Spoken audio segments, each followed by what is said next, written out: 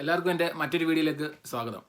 ഇന്നത്തെ വീഡിയോ എന്ന് വെച്ച് കഴിഞ്ഞാൽ നമ്മുടെ നാട്ടിൽ നടക്കുന്ന ഓരോ സംഭവങ്ങളും നമ്മുടെ ന്യൂസിൽ കേൾക്കുമ്പോൾ വളരെ ഞെട്ടലോടെയാണ് നമ്മൾ ആ ഒരു വാർത്ത നമ്മൾ കേൾക്കുന്നത്. ഇന്ന് രാവിലെ ആണെങ്കിൽ ഒരു കൊച്ചു കുഞ്ഞിനെ ജീവനോടെ കിണറ്റിൽ എറിഞ്ഞ് കൊന്നു എന്ന് പറയുന്നൊരു ന്യൂസ് നമ്മുടെ മാധ്യമങ്ങളിലൂടെ നമ്മളിങ്ങനെ കാണുകയുണ്ടായി. എൻ്റെ പൊന്നെ, നമുക്കതൊക്കെ ഓർക്കുമ്പോൾ ഒരു രീതിയിൽ നമുക്ക് അംഗീകരിക്കാൻ ഒക്കാത്ത കാര്യങ്ങളാണ് നമ്മുടെ നാട്ടിലിപ്പം നടന്നുകൊണ്ടിരിക്കുന്നത്. എങ്ങനെ ഈ ചെയ്യുന്ന കുറ്റം ചെയ്യുന്ന ആൾക്കാർക്ക് എങ്ങനെ ഇത് ചെയ്യാൻ തോന്നുന്നു? കൊച്ചു കുഞ്ഞിനെയൊക്കെ എടുത്ത് ജീവനോടെ എടുത്ത് കിണറ്റിലെറിഞ്ഞ് കൊല്ലാൻ തോന്നുന്ന ആ ഒരു മനസ്സ് എങ്ങനെ അവർക്ക് ഉണ്ടാകുന്നു?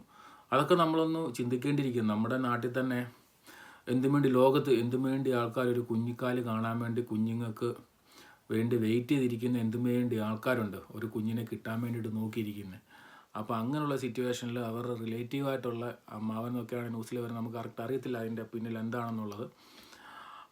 ഇങ്ങനെ ജീവനോടെ കിണറ്റിലെറിഞ്ഞ് കൊല്ലുന്ന ഒരവസ്ഥയൊക്കെ വരെ നമ്മുടെ നാട്ടിൽ ഉണ്ടാകുകയാണ്. അപ്പോൾ അതിനെതിരെ നമുക്ക് ഇനി നമുക്ക് നാട്ടിൽ ഉണ്ടാകാതിരിക്കാൻ നമുക്ക് എന്ത് ചെയ്യണം എന്നുള്ള ഗവൺമെൻറ്റിൻ്റെ തലത്തിലൂടെ തീർച്ചയായിട്ടും അതിനൊരു ചർച്ച നടത്തി തന്നെ ചെയ്യേണ്ട ഒരു കാര്യമാണ്.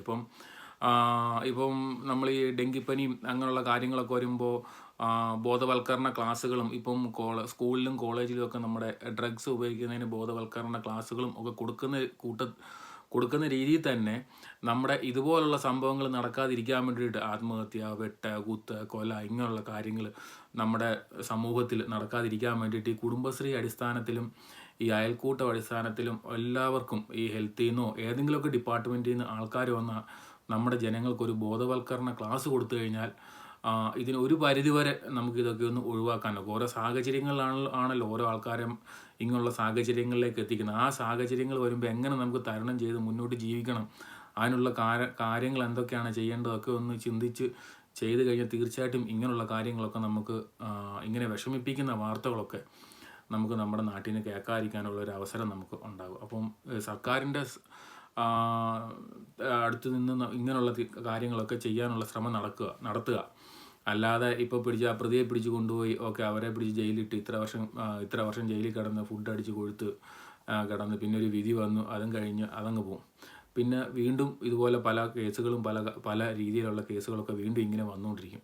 അത് പൂർണ്ണമായിട്ട് ഇല്ലാതിരിക്കാൻ വേണ്ടിയിട്ട് എന്ത് നമുക്ക് ചെയ്യണം എന്നുള്ളതിനെക്കുറിച്ചുകൂടെ ചിന്തിച്ച് മുന്നോട്ട് പോയി കഴിഞ്ഞാൽ വരും കാലങ്ങളിൽ ഇതുപോലുള്ള വാർത്തകളൊന്നും നമുക്ക് കേൾക്കാതിരിക്കാൻ സാധിക്കുന്നതായിരിക്കും.